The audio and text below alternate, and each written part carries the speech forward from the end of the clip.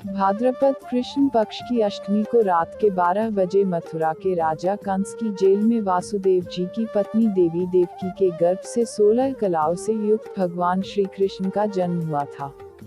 इस तिथि को रोहिणी नक्षत्र का विशेष महात्म्य है। इस दिन देश के समस्त मंदिरों का श्रृंगार किया जाता है। कृष्णावतार के उपलक्ष्य में झांकियां सजाई जाती है। भगवान कृष्ण का श्रृंगार करके झूला सजाया जाता है। स्त्री पुरुष रात के 12 बजे तक व्रत रखते हैं। रात को 12 बजे शंख तथा घंटों की आवाज से श्री कृष्ण की जन्म की खबर चारों दिशाओं में गूंज उठती है। भगवान श्री कृष्ण की आरती उतारी जाती है और प्रसाद वितरण किया जाता है। प्रसाद ग्रहण कर व्रत को खोला जाता है। कथा द्वापर युग में पृथ्वी पर राक्षसों के अत्याचार बने लगे। पृथ्वी गाय का रूप धारण कर अपनी कथा सुनाने के लिए तथा उद्धार के लिए ब्रयाजी के पास गई। ब्रयाजी सब देवताओं को साथ लेकर पृथ्वी को विष्णु के पास क्षीर सागर ले गए। उस समय भगवान विष्णु अनंत शैया पर शयन कर रहे थे। स्तुति करने पर भगवान की निद्रा भंग हो गई। भगवान ने ब्रया एवं सब देवताओं को देखकर उनके आने का कारण पूछा तो पृथ्वी बोली, भगवान मैं पाप के बोझ से दबी जा रही हूँ, मेरा उद्धार कीजिए। यह सुनकर विष्णु बोले, मैं ब्रज मंडल में वासुदेव की पत्नी देवकी गर्भ से जन्म लूंगा। तुम सब देवतागण ब्रज भूमि में जाकर यादव वंश में अपना शरीर धारण कर लो। इतना कहकर अंतर्ध्यान हो गए। इसके पश्चात देवता ब्रज मंडल में आकर यदुकुल में नंद यशोदा तथा गोप गोपियों के रूप में पैदा हुए। द्वापर युग के अंत में मथुरा में उग्रसेन राजा राज्य करता था। उग्रसेन के पुत्र का नाम कंस था। कंस ने उग्रसेन को बलपूर्वक सिंहासन से उतारकर जेल में डाल दिया और स्वर्ण राजा बन गया। कंस की बहन देवकी का विवाह यादव कुल में वासुदेव के साथ निश्चित हो गया।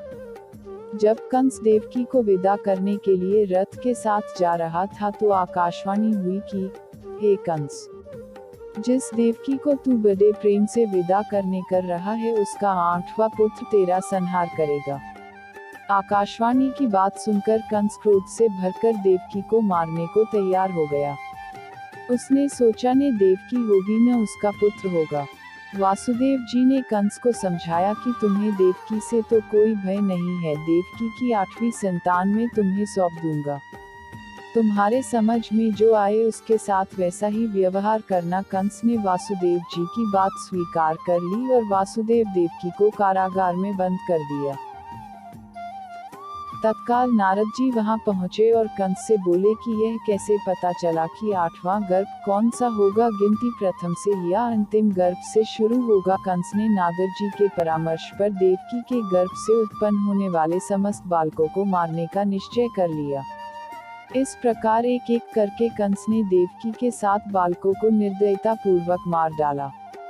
भाद्रपद के कृष्ण पक्ष की अष्टमी को रोहिणी नक्षत्र में श्री कृष्ण का जन्म हुआ। उनके जन्म लेते ही जेल ही कोठरी में प्रकाश फैल गया। वासुदेव देवकी के सामने शंख, चक्र, गदा एवं पद्मधारी चतुर्भुज भगवान ने अपना रूप प्रकट कर कहा, अब मैं बालक का रूप धारण करता हूँ, तुम मुझे तत्काल गोकुल में नंद के यहाँ पहुँचा दो और उनकी अभी अभी जन्मी कन्या को लाकर कंस को सौंप दो। तत्काल वासुदेव जी की हथकड़ियां खुल गई। दरवाजे अपने आप खुल गए। पहरेदार सो गए। वासुदेव कृष्ण को सूप में रखकर गोकुल को चल दिए। रास्ते में यमुना श्री कृष्ण के चरणों को स्पर्श करने के लिए बने लगी। भगवान ने अपने पैर लटका दिए। चरण छूने के बाद यमुना घट गई। वासुदेव यमुना पार कर गोकुल में नंद के यहाँ गए। बालक कृष्ण को यशोदा जी की बगल में सुलाकर कन्या को लेकर वापस कंस के कारागार में आ गए। जेल के दरवाजे पूर्ववत बंद हो गए। वासुदेव जी के हाथों में हथकड़ियां पड़ गई। पहरेदार जाग गए। कन्या के रोने पर कंस को खबर दी गई। कंस ने कारागार में जाकर कन्या को लेकर पत्थर पर पटक कर मारना चाहा, परंतु वह कंस के हाथों से छूटकर आकाश में उड़ गई और देवी का रूप धारण कर बोली, हे कंस, मुझे मारने से क्या लाभ, तेरा शत्रु तो गोकुल में पहुंच चुका है। यह दृश्य देखकर कंस हतप्रभ और व्याकुल हो गया। कंस ने श्री कृष्ण को मारने के लिए अनेक दैत्य भेजे। श्री कृष्ण ने अपनी अलौकिक माया से सारे दैत्यों को मार डाला। बड़े होने पर कंस को मारकर उग्रसेन को राजगद्दी पर बैठाया। श्री कृष्ण की पुण्य तिथि को तभी से सारे देश में बड़े हर्षोल्लास से मनाया जाता है।